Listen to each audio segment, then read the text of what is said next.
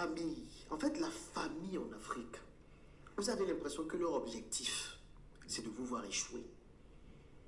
La famille, j'en ai fait tellement de vidéos sur la famille. Je pensais avoir tout vu. Mais en fait, ce qui s'est passé aujourd'hui, là, ça m'a laissé sans voix. Quand je vous parle de la famille et de ces afrodescendants que nous avons, qui sont proches de nous, qui posent problème, on pense peut-être que j'exagère. Eh bien, ce que vous venez d'entendre là, on va développer dans cet audio. On en parle tout de suite. Blaf!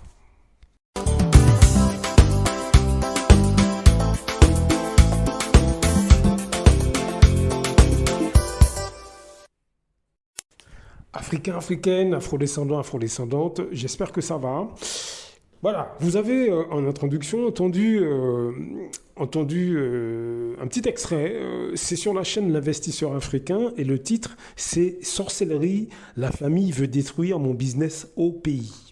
Alors, en fait, ce problème-là, je vais encore vous mettre un extrait qui est beaucoup plus long, mais il faut bien qu'on comprenne que tout le monde noir est victime de ça. Moi, je suis martiniquais, à la Martinique, c'est pareil. Hein. Dans ma propre famille, mais vous n'imaginez pas les méchancetés que les gens se font pour un bout de terrain, une maison, une voiture, un peu d'argent, mais c'est extraordinaire. Extraordinaire. S'il y en a un qui monte une entreprise, il est haï, détesté par une partie de la famille, sans aucun problème. Il suffit que vous soyez un peu plus sûr de vous, et vous êtes mais littéralement l'homme ou la femme à abattre. Hein. Voilà ce qui se passe dans ma propre famille. Donc je peux vous en parler pendant des heures. Et quand on discute avec beaucoup de personnes, antillais ou africains ou capverdiens ou réunionnais ou etc., guyanais, etc., ce sont les mêmes choses qui reviennent. Donc ça veut dire que nous avons un problème. Je vous laisse écouter l'investisseur africain et on en parle juste après. Et puis l'énervement que je parle, même si j'essaie de garder le sourire. Et c'est comme ça les membres de la famille ou bien les connaissances ou bien certains amis tuent les business en Afrique. Au lieu d'investir, au lieu de soutenir, au lieu de mettre l'argent, vous venez, vous voulez tout gratuit. Mais si on vous fait tout gratuit, si on vous donne des crédits, si on est là, vous fait de l'argent dans les business, à quel moment on gagne de l'argent? À quel moment? Ça, c'est de la sorcellerie pure. Et moi, les gens me connaissent pour ça. C'est-à-dire, mes amis, mes parents, quand quelqu'un fait un business, je vais mettre mon argent là-bas. Même si la personne m'appelle pour me dire, Jean-Yves, j'ai ouvert un nouveau restaurant, viens goûter gratuitement. Je vais tout faire pour donner quelque chose ou bien pour rendre l'appareil. Tu me fais manger chez toi gratuitement, je vois comment je peux parler de ton business autour de moi. C'est ça qu'on appelle soutenir le business d'un proche, d'un parent. Au parc aquatique, quand je vais au parc aquatique, moi-même, le parc aquatique, moi-même, j'ai souffert pour ouvrir. Je suis actionnaire majoritaire là-bas. Quand je pars, je paye ce que je... Donc voilà, vous avez entendu un petit peu comment ça se passe. Donc allez voir la vidéo, allez voir. Donc il a monté un hôtel. L'hôtel n'est même pas encore fini d'être construit. Il y a 2 cousines qui veulent déjà des chambres gratuites, des nuits gratuites, etc. Donc voilà, ce problème. Je vous assure, ça nous suit depuis plusieurs générations. Ça nous pénalise, mais à des niveaux qu'on ne soupçonne pas. Hein. C'est catastrophique. C'est catastrophique. Donc je pense qu'il faut que nous menions une réflexion et surtout qu'on prenne des actions concrètes. Moi, j'ai déjà fait une première centaine de vidéos sur cette chaîne. Hein. La première centaine de vidéos sur cette chaîne, elle est là pour justement vous mettre en avant les caractéristiques de ces personnes. Même au sein de vos familles ou parmi vos amis, mais au sein du monde noir, nous avons une catégorie qui est sur toute l'échelle sociale qui économiquement, ils veulent la mort de leurs semblables. C'est extraordinaire, c'est-à-dire qu'ils ne vous aident pas dans votre projet, ils ne vous encouragent pas, ils vous crachent dessus, ils font semblant finalement de vous aider, mais au final, ils veulent vous concurrencer, ils vous détestent, mais ils vous font des sourires. Et puis, lorsque votre projet est monté, ils veulent en profiter, alors qu'ils vous ont jamais encouragé, ne serait-ce qu'un applaudissement, ne serait-ce qu'un encouragement, ne serait-ce que, je ne sais pas moi, un sourire. Non, mais ils veulent en profiter. Ça, c'est de la négrophobie, du racisme, mes amis. C'est triste à dire ce que je vous dis, mais c'est la vérité. C'est de la négrophobie, du dédain, du mépris. Je vous assure, c'est un mépris racial, mais ils ne le disent pas ouvertement. Ils utilisent des tactiques, et notamment au niveau économique, Ils utilisent une série de tactiques pour vous descendre. Pour vous descendre. Vous ouvrez quelque chose, ils veulent tout gratuit. Vous achetez un terrain, ils veulent vous empêcher d'acquérir votre terrain.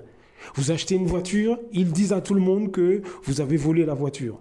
Etc., etc., etc. C'est un mépris racial, je vous assure. J'ai observé des membres de ma propre famille.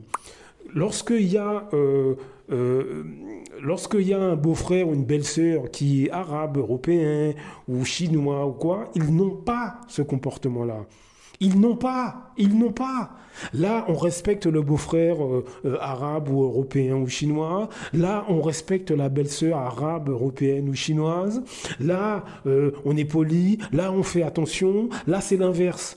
On veut travailler pour eux gratuitement. On veut faire les choses pour eux avec amour, avec sensibilité. Mais lorsque c'est un de leurs compatriotes, un de leurs semblables, là, par contre, ça devient la haine, là, ça devient la compétition, etc. Voilà le type de personnes que je vous décris, que je vous ai décrit dans la première centaine de vidéos. Et ces personnes agissent parmi nous. On ne s'aperçoit pas de leur présence, tout simplement parce que, comme je l'ai déjà dit, devant nous, ils parlent nos langues, ils se présentent comme des membres de la famille, ils se présentent comme des gens qui aiment leur culture, comme des gens qui aiment leurs semblables, ils cuisinent nos plats, ils se coiffent comme nous. Ils écoutent les mêmes musiques que nous et donc nous avons l'impression que ces gens font partie de nos communautés alors que ce n'est pas le cas. Est-ce que vous voyez ce que je veux dire? Ce n'est pas le cas du tout. Ce n'est pas le cas. Vous voyez? Donc, c'est quelque chose d'assez... C'est pernicieux. C'est vraiment, vraiment pernicieux. Il faut vraiment qu'on parle de ce problème. Alors, pour nous éviter d'aborder ces sujets, les gens que je vous décris, ce qu'ils font, ils mangent, ils dansent, ils rigolent. Donc, méfiez-vous du côté festif du monde noir, parce que la réalité, c'est pas ça. Je vous l'ai déjà dit, hein. Méfiez-vous de cette catégorie d'afrodescendants qui est dans l'amusement, la rigolade, les grillades le week-end, les soirées, à Noël, tout le monde est là. Tant qu'on mange, on boit et on rigole, eux, ça les arrange. Parce que comme ça, on n'aborde pas les vraies questions. C'est pour ça que, par exemple, moi je suis martiniquais, mais beaucoup de Martiniquais sont constamment en train de blaguer, de rigoler. Mais en fait, moi j'ai déjà compris leur jeu depuis des décennies. C'est pour vous empêcher de voir leur vrai visage. Ce qu'ils font réellement sur les choses importantes comme l'argent, par exemple. Les choses importantes comme les boulots, dans les boulots, leur vrai comportement.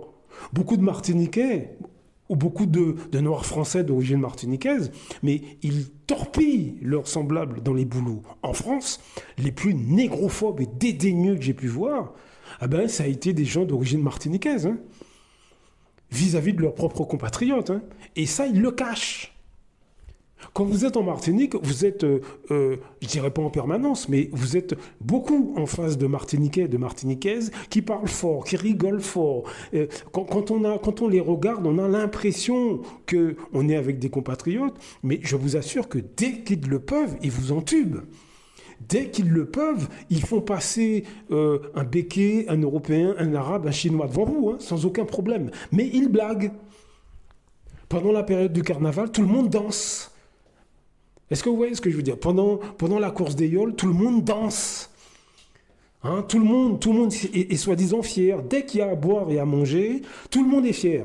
Mais lorsque des questions importantes comme le poids économique, aider un compatriote qui monte un magasin, un restaurant, aider un compatriote pour s'en sortir, qui a simplement, des fois c'est simplement un encouragement, hein. Des fois il n'y a pas forcément besoin d'argent. Et bien là, ces mêmes personnes-là vous descendent, vous calomnient, essaient de profiter de vous.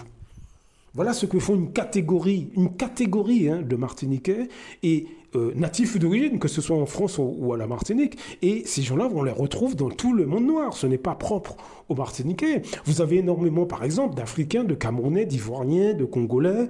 Ils se revendiquent soi-disant fiers de leur pays. Et puis, finalement, ce sont eux les premiers à descendre leurs compatriotes, à les empoisonner.